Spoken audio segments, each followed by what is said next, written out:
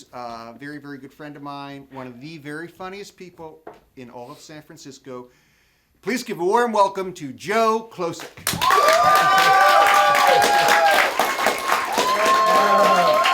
Thank you. Sorry about the education, kids. Wow. I just want to say that for the record, I'm happy with the way I fuck. I don't really want to try anything new. Not going to Antarctica, if you got my drift. But man, that was an awesome story. That takes courage. That's what I love about this. Wow, I gotta follow that. Oh my God. Okay, well, here's what I want to talk to you guys about. Is I grew up in the Midwest, and I mean it's obvious because this is how I look. This is what we all look like in the Midwest. This is not a choice. When people say work in progress, I'm like, no, I'm done. This is as good as it's gonna get. All right, I've accepted that. I look like a Nazi in The Sound of Music. That's fine. That's fine. This is what I am, right? My parents were salt of the earth Midwesterners, and what I mean by that is they were the kind of Christians where they got up Sunday, they went. It was real to them. They talked about it in the house. I was raised to become a priest. Yeah, stunned and silent, perfectly appropriate. That was not, and as a little kid, I was like, yeah, I'm going to be a priest, because I didn't have a clue, what that was until I got a little bit older, and I was kind of like, hey, Mom, we need to talk, Not sure about this whole priest thing. The reason why she wanted me to be a priest is she was a nun. She was a nun for 10 years, full-on habit-wearing, all-in-black penguin-looking nun. And right before she took her final vow, she was like, maybe not. Left the nunnery and met a man, got married, decided to have a family. But she was so guilt-ridden that I believe what her plan was, okay, I left, so I'm going to give one back. Seriously, she would do, and you're going to love being a priest. I'm going to love, I'm 3. I don't know what being a priest is at all, But I'm like, yes, I'm going to be a priest. And I want to give you the proper mindset that my mom had, okay? I don't know if you know that much about Catholic nuns, but when you become a nun, they tell you you are married to God. You're married to God. My mom divorced God. That's going to leave a mark, you know what I mean? It's going to leave a deep emotional mark. And and the divorce was not good because he got everything. And, she got the kids. It's like, you'll be a priest, everything will be even. And it was not to be. My mom was an ex-nun. My father was an accountant. I am adopted, and I can tell you that I am not the product of an ex-nun or an accountant from the Midwest. I was like this alien being, right? I felt like, okay, I know that they love me, and that was never in doubt. I know that they support me, but there was always this disconnect. When they would talk to me about God and Jesus and religion, I was kind of like, yeah, it's cool. But it wasn't gelling, and as I got a little bit older, and I'm kind of like, these people believe some weird shit. And this is 2nd grade. I'm thinking these thoughts. This is 2nd grade, and they tell you, they sent me to Catholic school, and I remember the day that a priest came in and they explained to us this whole concept of what sin was. If you just think about actually doing a sin, it still counts as a sin. And me in 2nd grade, I couldn't help it. I was just like, bullshit! Which, not the first time to swear in public, let me tell you. Because I was in a lot of trouble. And they're like, why did you yell out bullshit? I'm just like, because I'm going to hell. Because I'm in 2nd grade and I've thought all these things that are already sin-worthy, and just by thinking them, that counts as an actual sin. That is bullshit. Which seemed like incredible logic to me. Not to them. To them, I was a second grade heretic. I wasn't getting it. Now I got a tutor, which was just a very bored priest, that was just, they would go through the Bible, and he was so bored. And he had this voice of like, okay, read it back to me. And then we would argue. We would argue, but he was just like, yes, but just it's easier to believe. That's really what it came down to, he wasn't saying, look, you're right, it's bullshit, but wink, wink, nod, nod, let's not screw this good thing up I've got going. He didn't say those words exactly, but it was like, let's just, easier. Just try to believe. I'm like, all right, I'll try to believe. This went on for a few more years. And what finally drove this wedge into my family and I around religion was my father and I are sitting watching CNN. And, no wait, I'm sorry, that's later on. My mom had discovered that some of the wine was missing. Now, I was not drinking the wine. I really wasn't. I didn't have a clue where the wine was going. I did have two older sisters, and I suspected that they might have had something to do with it, right? But the wine was missing, right? And my mom blamed me. Right away blamed me. And I asked her, why do you think that it's me? I'm in like 5th grade. I'm as innocent can be. And she just said, because you don't believe. So somehow, because I don't believe, I must be the person who stole the wine. Never mind my sister, who is, upstairs listening to Leif Garrett records, schnockered out of her head. Her breath was always minty fresh, like, Mom, she's drenched. But no, it had to be me. And this really, really upset me. And I tried not to let it because, again, I was trying to follow my mentor who was just like, it's just easier to believe. All right, with that stunning passion, how could I not believe in what you believe? So I tried, and then other stuff started happening. Like, I started asking questions. I started asking a lot of questions, and that did not make my mom comfortable.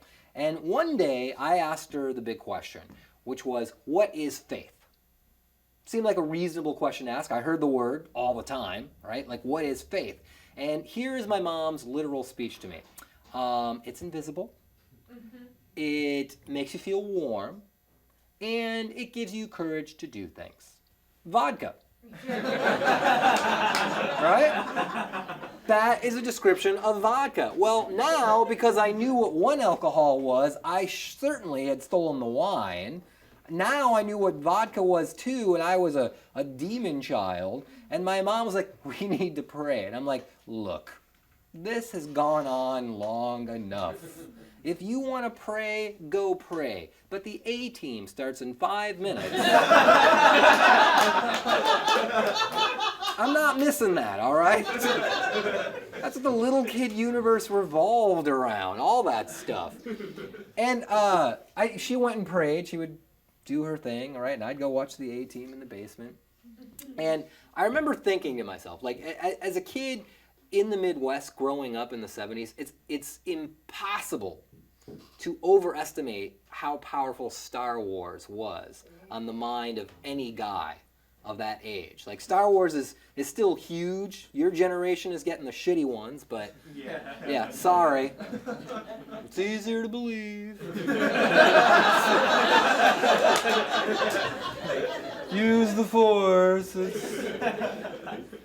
But Star Wars was a huge and profound influence on my life as a kid. It was to so many kids of my generation, right? And I remember thinking to myself, what my mom wants me to experience when I go to church is what she wants me to experience when I went and saw Star Wars. And Star Wars, as ridiculous as this sounds, really was the first spiritual experience of my life. And not like was like, oh, I get it, the Force and angels or anything like that. I say it's a spiritual experience because it was the first hint of a much larger world. Because up until that point, it was all Jesus, Jesus, Jesus, God, God, God, guilt, guilt, guilt, faith, faith, faith, 24/7, all the time. With Star Wars, there was this idea of like, maybe there is a force greater than us. Maybe we don't have to call it God. Maybe it's not judgmental. Maybe it is created by life. I mean, these were powerful concepts that were thrown into this special effects extravagant movie, which of course, any kid my age was going to be like, oh, wow, I don't want to be a priest. I want to be a Jedi Knight. And that, church with glowing swords would have been fucking cool, There would have been no, you gotta believe. No, it's like, yeah, I believe, yeah. I am on it, Father, yeah. But church wasn't like that. It was boring, it was regimented, it was just like, now we kneel, now we stand, now we do this, now we say the same thing, now you look around and everybody's dead in their eyes.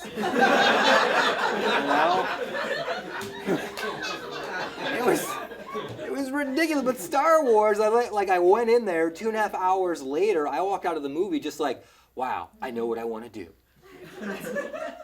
I want to help defeat the Empire. And you think I'm kidding, but I really did. And in my mind, the Empire was like, well, what is trying to oppress me? It's religion. It's my parents. So from that point on, it really became this battle between my mom and I. We were not talking the same language anymore because she was coming at me with the same old tried and true, well, Jesus wants you to be happy, and you have to believe, and the Bible says this, and this is what God's plan for you is.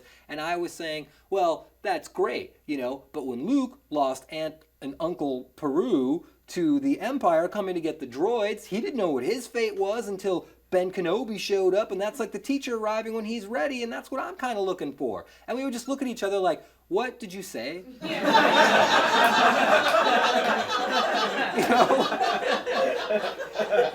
I didn't know what she was saying. She didn't know what I was saying, but we were both serious about it, I'm like, that's what I'm waiting to happen in my life. I'm waiting for the teacher to become present.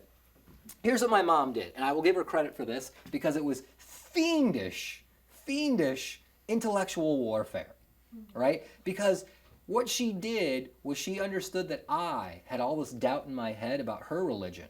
So what she did was start to place doubt in my head about my religion. And it was little subtle things that really started to make me think. She had seen the movie Star Wars. We had dragged her to it a bunch of times. It was the Midwest. There was nothing to do, Like, what are you doing tonight? Star Wars, yeah.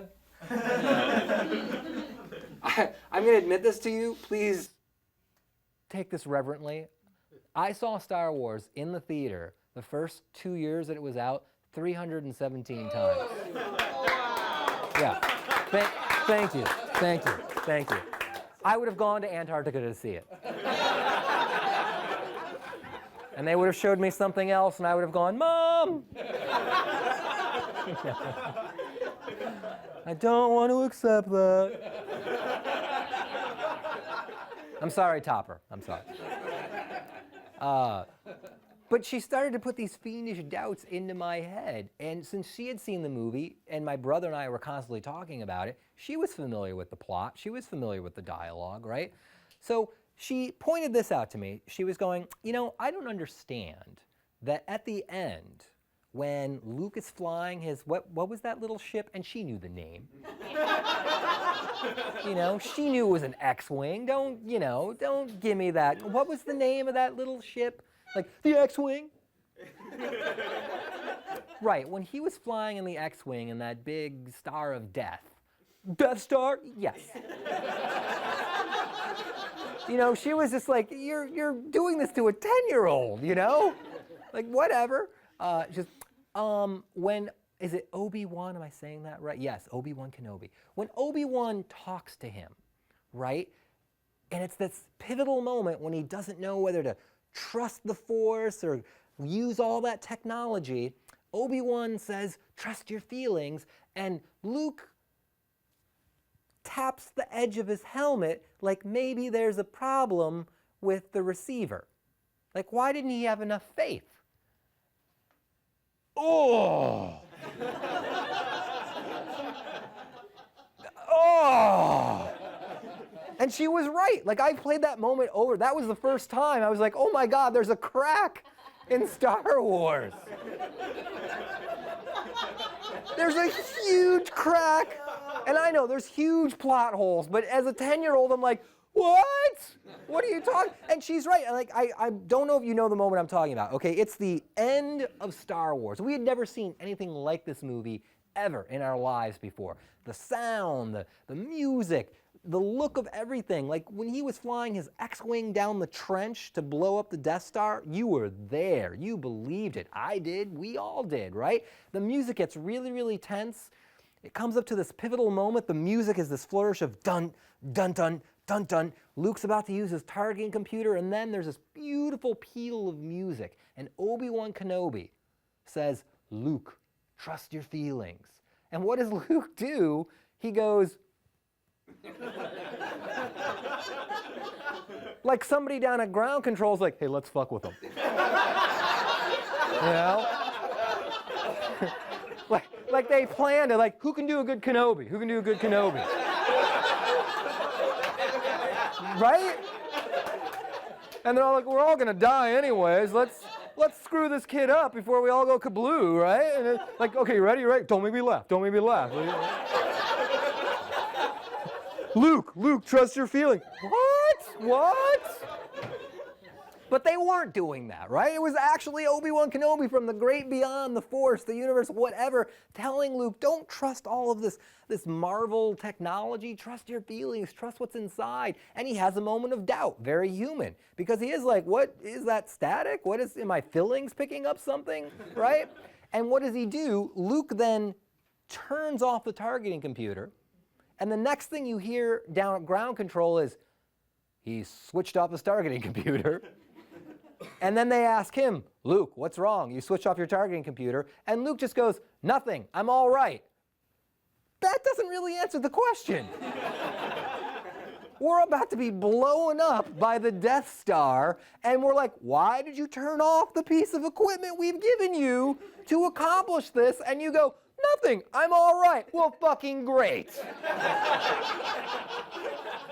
We're glad that you're okay, but dude, turn it back on. That's like $1 billion piece of equipment.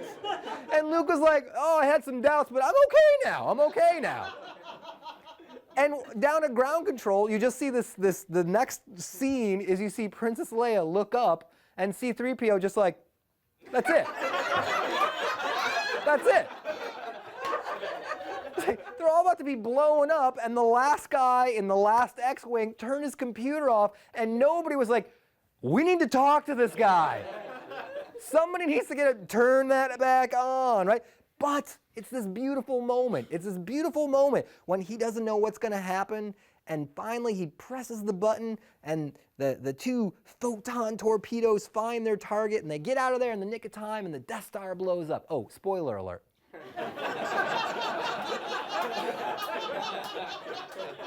Sorry, I don't want to ruin that for anybody, but it's kind of a big moment in cinema history. He blows up, and as they fly away, you hear Obi-Wan Kenobi's voice again go, the Force will always be with you. And this time he doesn't tap his helmet or anything like that. The lesson has been learned. Yes, you've got all this technology and all these people depending on you, but really what it comes down to is you have to trust something bigger than yourself. And that was my answer back to my mom after she put the doubt in my head, right? And my mom was still like, Darth Vader got away, didn't he? Oh, I hate you. Like, Mom, you ever notice Darth Vader dressed all in black like a nun? And so my mom and I would just fight and clash like this, and she would find new flaws in Star Wars, to like just jab the thing. When The Empire Strikes Back came out, right? Arguably one of the best sequels in cinema history. Like that was a much better movie than Star Wars. It was darker, the character development deepened. We didn't know what was going to happen. The coolest thing my parents ever did for me, as much as my mom and I were arguing about religion and faith, the coolest thing they ever did for me was when The Empire Strikes Back came out on a Wednesday, and it came out the last couple of weeks that I was in school before all the schools let out for summer, right? And that was the hottest movie. I had a dentist appointment that day. My little brother had a dentist appointment too. And so at the appointed time, we went down to the office. My parents picked me up, then we drove to where my brother's school was. They picked him up. My little brother and I are in the back seat, and we're driving to this dentist appointment. And my mom turns around, looks at us and says, "Boys, we're not going to the dentist. We're going to go see The Empire Strikes Back." Awesome. Everything forgiven. The Empire Strikes Back. And I got to tell you something. That movie fucked me up. Again, spoiler alerts, okay? Because I saw the movie, and then, suddenly I was the most popular kid in school, because the next day, I'm like, I saw The Empire Strikes Back, I saw The Empire Strikes Back, I know everything. Everybody's asking me questions. But the problem is homework started to drop off for me. I got a little depressed. I got depressed because teachers would be like, "Joe, where's your homework assignment?" Like, "Where's my homework assignment?" Han Solo is a coffee table. Homework? Luke doesn't have a hand. Who cares about algebra? Luke is missing his hand, and you know who his father is? Darth Vader. Now my mom saw what was happening, right? And instead of being like, "Oh, my plan is working," my mom was now starting to get a little worried for me, because now my religion was taking this weird dark turn. My brother and I would sit up endlessly, just with the flashlight in bed, just like, "Well, you think Han's ever going to come back? I don't know." We just sit there, like, now Luke is like part Vader, I know, like his dad, it's fucked up.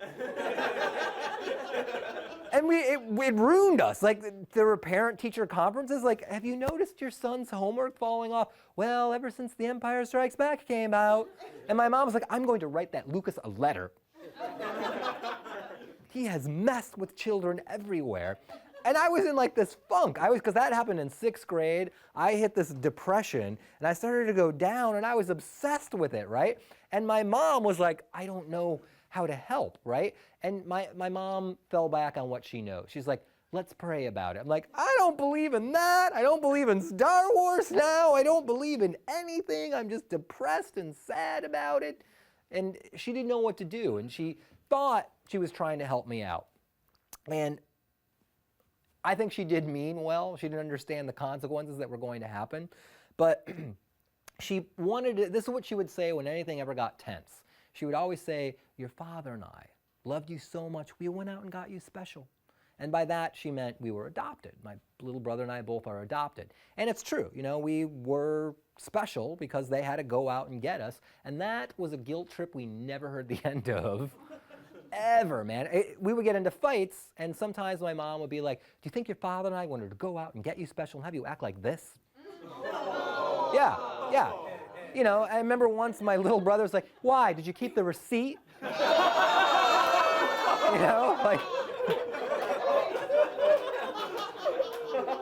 it was this brilliant guilt trip on a silver platter, but then she would also try to use it, for bonding times, "Do you think your father and I wanted to go out and special and have you sad?" Like, you can't use it. You can't. That's not fair, right? But when that particular day we were all sad about Empire Strikes Back, and she reminded me that we were adopted, it suddenly hit me. It's like, well, I don't know who my father is, just like Luke. I am craving excitement and adventure, just like Luke. Luke lived in a hole in the ground. I lived in Illinois. Like, I really started to think, I've got a lot in common with Luke Skywalker. And what did Luke do? He wanted to set off on an adventure. He wanted to find himself. He wanted to serve a greater purpose. I started looking for my adventure. And it came, as all of these weird childhood adventure ideas come from, not from the place I expected. My father and I were watching TV, and we're watching something about the ongoing abuse scandal that was just starting to happen with the Catholic Church and the altar boys. And I'm not making fun about any of that. It's horrific. But my parents, they do not ask questions. They believe what they believe. And to them, they're not sure if this is real or not. So as we're watching it one night, my father goes, "Most of this happened so long ago. Why do they have to keep talking about it?" Which I think is a pretty horrendous thing to say. And I can't help myself. Before I can think, it flies out of my mouth. I just go, "Jesus died 2,000 years ago and you can't stop talking about that yet."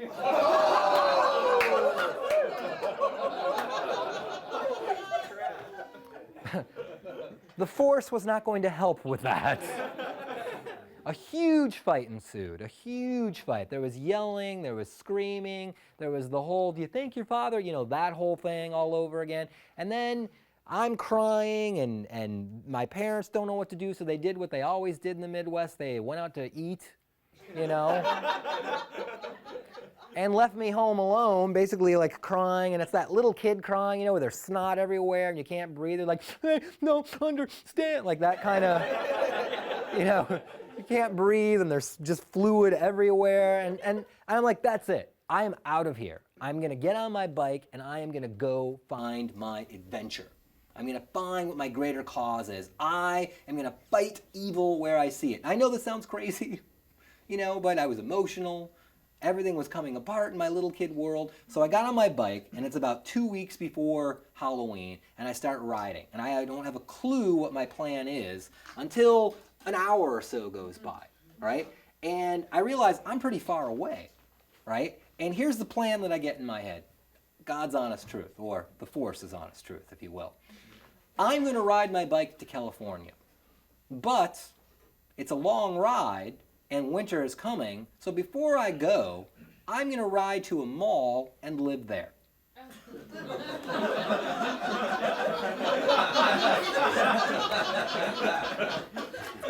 If you think about it, really, what was the Death Star? It was just a killer mall, right? But that's where the stuff happened, and it's warm, right? So I ride my bike to the town of Woodfield, Illinois, and I park it outside of a Lord & Taylor. And a Lord & Taylor is what a Macy's is out here. I park the bike, and I go in, and I'm looking around. I'm like, how am I gonna stay here? What am I gonna do? And I've got nothing but the clothes that are on me.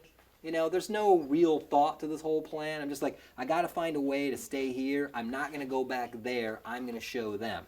And I formulate a plan. I'm gonna go into the bedding section. I'm going to wait till it's almost closing time, look around, make sure that there's nobody around who can see me. I drop down and I roll under the bed and I wait for the place to close. That's exactly what I did. And I stayed under there, terrified, for about an hour. Lights switched off. It was dark. I waited another hour. I couldn't hear anything. I figured coast was clear. And I come out from underneath the bed and I cautiously start walking around. Now, I was a pretty smart kid, which oftentimes just got me into more trouble because I could find smart ways to get into trouble. I had seen this James Bond movie, and I had seen that the way he defeated laser beams was you just took something like baby powder, put it in your hand, and you blew it into the path of the laser beams, and they immediately became visible, but they did not break the beam, which would set the alarm off because the particulate matter is so fine, it won't do that. So I got baby powder, and I walked around inside of the Lord & Taylor, just like, I want to see what's over there. Step over that, go under that, and go over there. Here's the weird thing. This was a time before there was cameras, so they just had the laser beams, which is like the new thing. So I realized nobody could see me, and as long as I didn't break the laser beams, I could go anywhere I wanted inside this giant Lord & Taylor. And they had bedding section, computer section, toy section, 2 restaurants, clothing, everything. And I did everything you would think about doing, right? I went to the TV section and I turned on every channel, that I wanted to watch, and I tried to watch 20 channels at once. I think that's where my ADD began. Like something just short-circuited. I'm like, okay, I can do this, But here was the weird thing. I would go to the restaurant, at night and blow my baby power, get to the restaurant. They locked all the food up. And after not eating for about 2 days, right, and not really thinking too clearly, I'm like, how am I going to survive on this stuff? I need to eat something. So I had to shoplift all that I could get. And all that I could get that was available to me was Mountain Dew and peanut brittle. Yeah. That also might have participated in the ADD situation. But let me tell you something. After you spend 4 days living inside a giant department store mall on nothing but Mountain Dew and peanut brittle, you get a little jumpy. Suddenly my what I thought I had skill at shoplifting was becoming a little difficult because I was so shaky. I'm trying to steal more peanut brittle and it's falling off the shelf. And can we help you, little boy? No, I'm okay. Can we get your mom? No. Scampering away, just like, whoa, what was wrong with that kid? And I kept on eating it, and at night I would wait till almost closing time, make sure no one could see me, hit the ground, roll under the bed. And I remember one night I'm under the bed. And I'm like, okay, it's safe to go to sleep. I think I got the routine down. 5 hours later, maybe 6 hours, I'm not really sure, I was awakened by a loud roar. And I open my eyes, and what I see, remember, I'm sleeping under the bed. What I see is a vacuum cleaner coming right at my head. That's how I'm waking up. Mountain Dew, peanut brittle, and adrenaline. And I see the vacuum cleaner coming at me, and I'm just like, ah! And I roll without trying to make a noise, and the vacuum cleaner almost hits me and then goes back and, does the thing where it's going in and out, and I'm like, okay, I'm safe. But then I hear the person walking it around to the head of the bed, and I gotta scrunch up this way as it comes in this way, and I'm like, it's just, I'm like, oh my God, without saying, oh my God. I come around the other edge, and I'm like, okay, it's like I'm in the trash compactor in the Death Star. I'm gonna be okay, I know what to do, just don't shoot, And I roll away from the vacuum, it comes in, it comes out, and then I'm just like, wow, can I wake up this way every morning the rest of my life? That's what I thought it was gonna be, okay, I'm committed, I've run away, I'm living in a mall, this is my morning. It was nuts. Here's what finally tripped me up. Because I stayed in the mall for 5 days. 5 days, I managed to do it. And what finally tripped me up, well, you be the judge of what exactly tripped me up. I had the whole thing down. I scampered out at night, right? I got my baby powder, right? I'm like, time to get more peanut brittle. I had to go find it. I felt like I was hunting. And I'm walking through everything. And I hadn't really explored the entire store, so that night I went exploring, what's down here? And it's all like the teen section, girls' clothes, and I'm like, whatever, that's boring to me, I'm going to go watch the A-Team, that's my show. And I walked past 3 mannequins, just like, peanut brittle, Mountain Dew, and I was like, hey, ladies, And then I stop and I realize, I wonder how anatomically correct these mannequins actually are. It's going to get a little creepy. But if you can take ass sex, you can take this. Stay with me. Now, look, I was just hitting puberty. I didn't know. I was curious. I took off the shirt of the first girl mannequin, and I was just like, are they supposed to be shiny? I didn't know. I thought they made mannequins. I mean, remember when mannequins looked like people, not like, headless things that they have now? I think that's how companies just see us as just like headless consumers, right? You know, but back then they're like, they looked real, and I'm like, oh, I'm gonna call you Stacy. You know, like, should I take off more clothes? I'm like, no, let's leave that on. In fact, wait a minute, I've got a bed.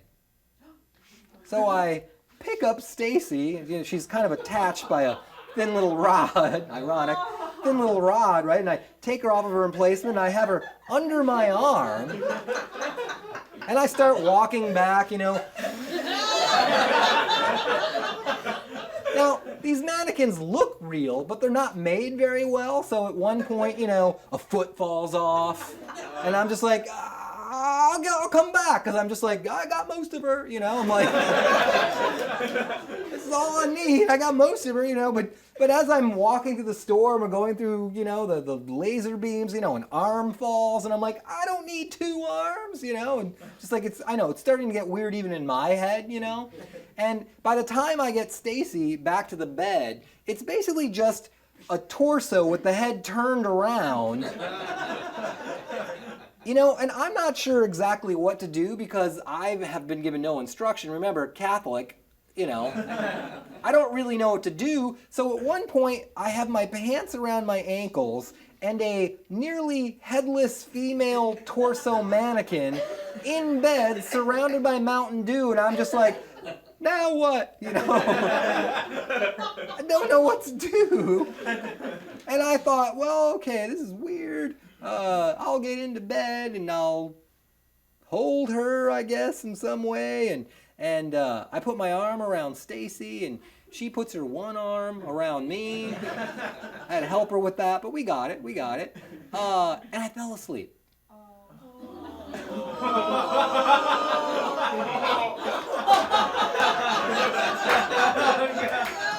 Well, first love is innocent, you know. So I fall asleep. Now, I never got a straight story or a straight answer as to what it was, but what I think happened was somewhere in walking through all the laser beams, either a foot or maybe Stacy's foot clicked one of the beams, and it's a silent alarm, right? So I fall asleep on the bed wearing nothing but my underwear with a torso of a mannequin.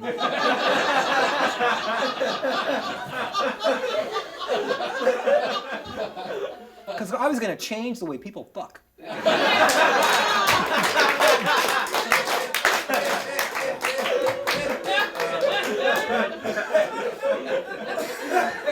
Suddenly, my story a little creepier. Huh? Who saw that coming?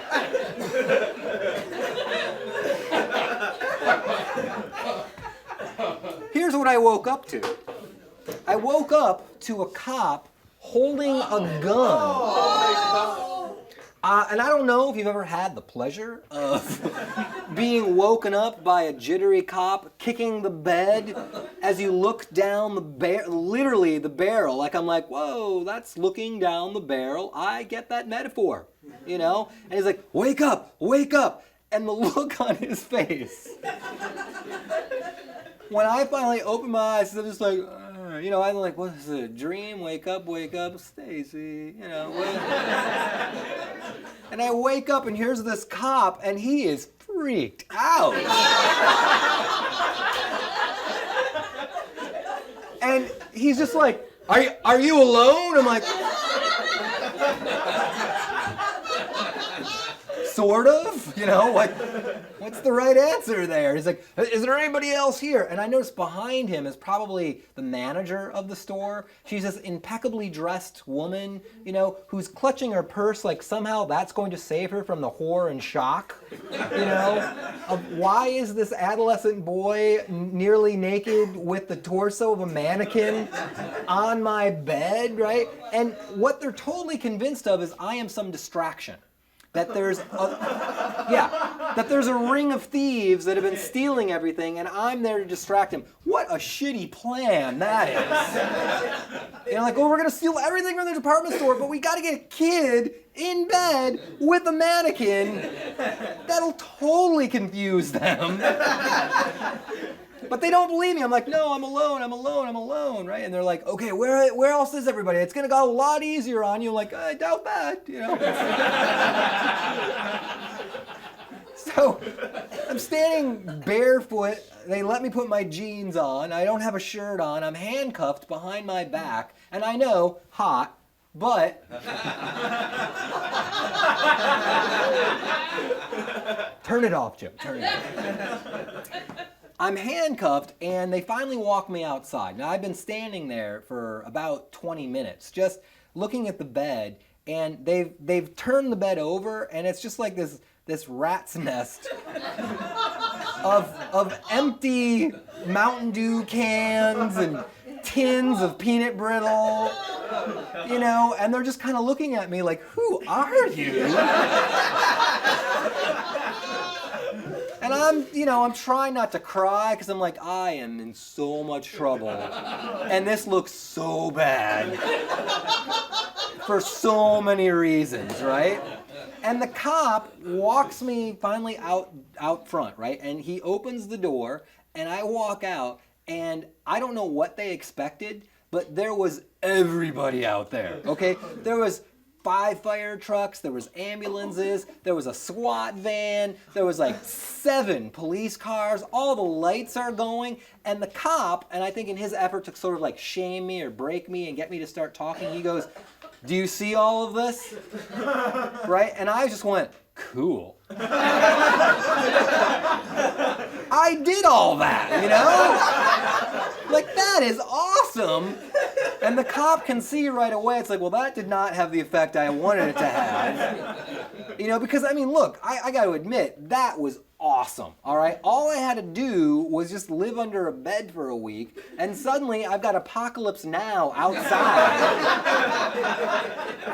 But they didn't know. They were like, send everybody, literally. And so they've got everybody there waiting, and I'm like, this looks like the Blues Brothers movie. It's awesome,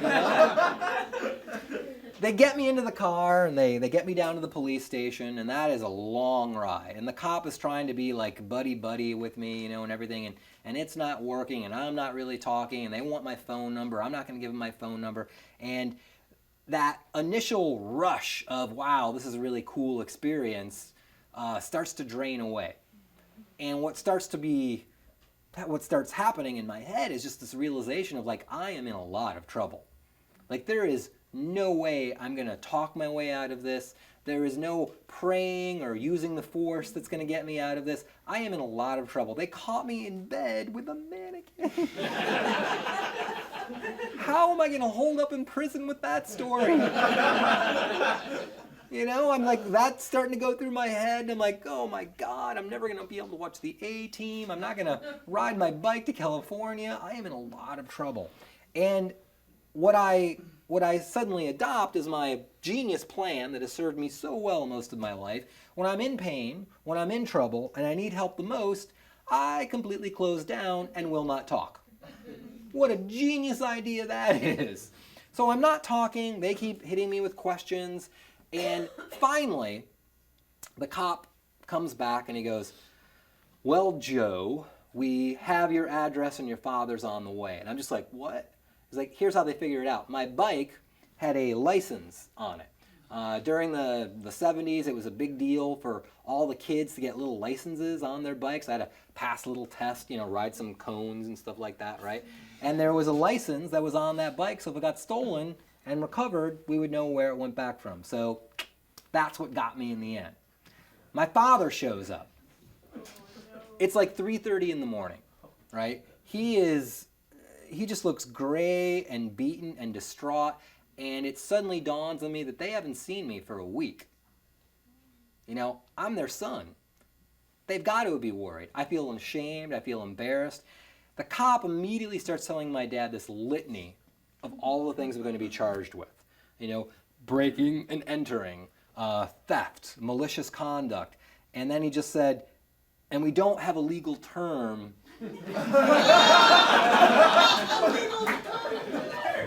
for what we found in bed with your son. And my dad's just kind of like, and I'm like, But the officer reads this litany of stuff that goes on and on and on, and my dad goes, "He did all that, huh?" Kind of proud, you know? And the cop's like, "Mr. Klosik, he is in a lot of trouble, man." My dad was just like, "Yeah, I know, but wow."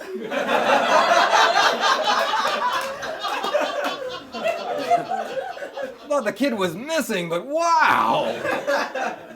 And that was that first, like, something passed between my dad and I. You know, this respect that he would give me for this rebellion, my own rebellion that I decided to fight, you know. And we got into the car and we started to drive home, and my father just doesn't say anything for a while. And 20 minutes goes by, we're in the dark Midwestern roads just trying to get home, and he goes, "You know, your mother and I really do love you." Like, I know. We give you a good home, you give you new clothes, you make sure that you got the best of everything that we can afford. Like, I know. But it's important. You know how much we love you. And it starts to dawn on me in my little kid head that my father's really hurt.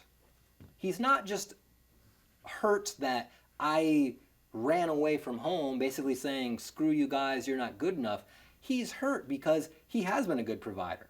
And there has been no drama in my house, no alcoholism, no molestation, nothing of that nature at all. It's just been this intellectual warfare between my mom and I about faith. That's what I'm running from.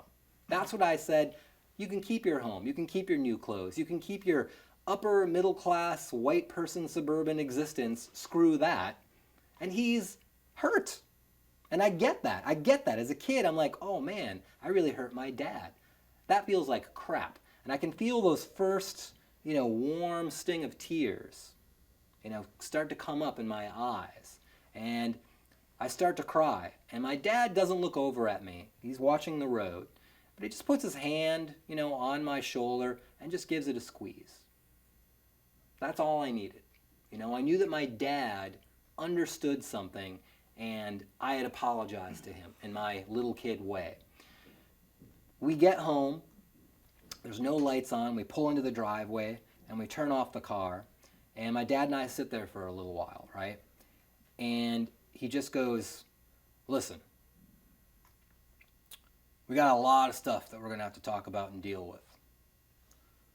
But let's not tell your mother about the mannequin." Thank you.